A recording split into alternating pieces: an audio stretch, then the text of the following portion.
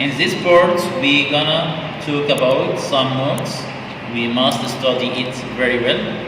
The first one, the probability of an impossible event, abbreviate as B offset phi. The probability of phi, it will be equals what? We have studied it before in the previous exercise. It will be equal, yes, equal 0. The probability of any impossible event must be equals what? Equal 0. If he asks me the probability of the certain or sure event, we abbreviate as BS. It will be equals, yes, it will be must equal 1. If he asks me the probability of possible event, it lies between what and what?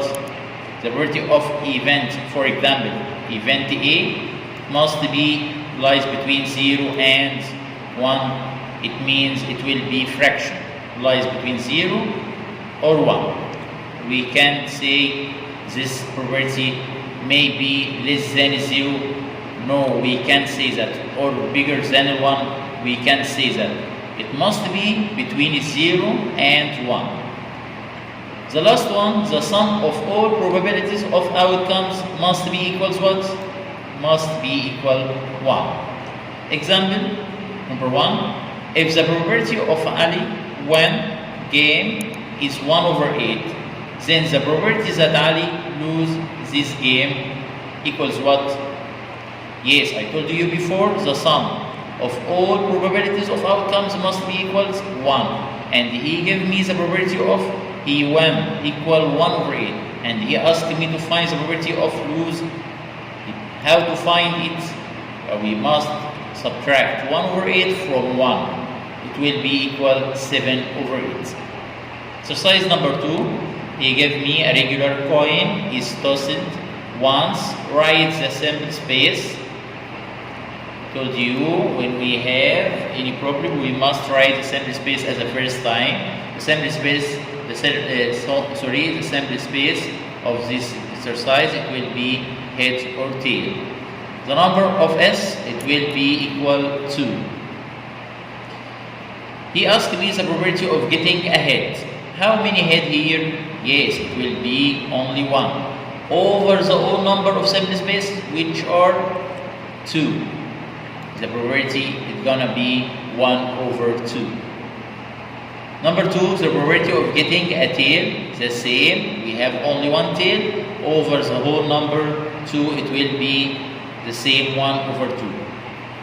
But if he asks me the probability of getting a head or tail, it means we will take both of them. It will be 2/2 equals, yes, it will be equal 1. The last part here, exercise number 3. Box contains 8 white balls and 12 red balls. A ball is selected randomly. Find the following probabilities. A ball is white. How many white here? 8. And how many red here? Will be 12. As the first time I told you before, we must find the sum of all balls here by this rule. We must add them. 8 plus 12, it's gonna be 20 balls. So when he asked me to find the probability of a white ball, what we can do, we must divide the number of white ball above the whole number of balls. It will be 8/20, and don't forget to put this fraction in simplest form. It will be 2/5. How to find the probability of a red ball? By the same way, it will be 12/20, and don't forget to put this number in simplest form. He asked me to find the probability of getting a blue ball. We haven't here any blue ball, so it will be equal, yes, 0. Ball is not red.